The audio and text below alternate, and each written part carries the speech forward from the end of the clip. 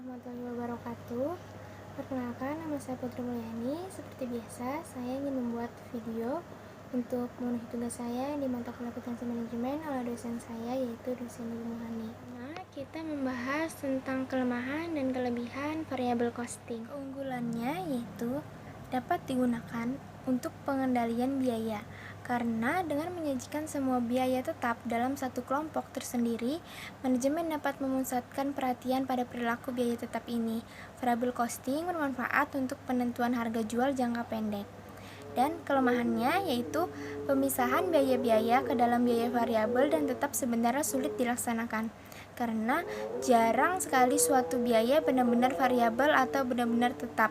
Penggolongan biaya sebagai suatu biaya variabel dengan asumsinya pertama itu bahwa harga barang atau jasa itu tidak berubah. Yang kedua, bahwa metode dan prosedur produksi tidak berubah-berubah. Dan yang ketiga itu bahwa tingkat efisiensi tidak berfluktuasi. Selanjutnya kita membahas tentang perolehan labanya, yaitu ada 3 faktor yang mempengaruhi laba. Pertama, volume produk yang dijual, yaitu berpengaruh terhadap volume produksi produk atau jasa tersebut. Yang kedua itu ada harga jual produknya atau jasanya, akan mempengaruhi besarnya volume penjualan produk atau jasa yang bersangkutan.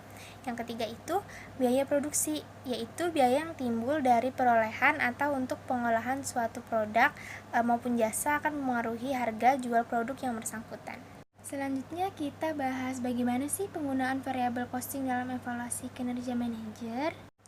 Hal yang harus diperhatikan yaitu pertama, manajemen harus memperhatikan informasi yang relevan untuk pengambilan keputusan tersebut. Yang kedua itu, biaya produksi yang bersifat tetap dan biaya usaha merupakan biaya yang tidak berubah dalam pemilihan alternatif tersebut, sehingga biaya tersebut tidak perlu diperhatikan. Yang terakhir itu, hasil penjualan dan biaya produksi yang bersifat variabel merupakan informasi yang relevan karena jumlahnya akan berada dalam pemilihan alternatif tersebut. Variabel costing sangat tepat digunakan dalam laporan laba rugi perusahaan multisegmen. Laporan laba rugi untuk pihak ekstern merupakan absorption costing dan menampilkan hasil operasi untuk seluruh segmen. Pelaporan segmen yang berfungsi sebagai laporan tambahan pada laporan keuangan. Segmen adalah bagian atau aktivitas suatu organisasi di mana para manajer menginginkan data biaya dan laba dari organisasi tersebut. Segmen antara lain meliputi divisi organisasi, wilayah pemasaran, toko per individual, pusat pelayanan, dan pabrik manufaktur.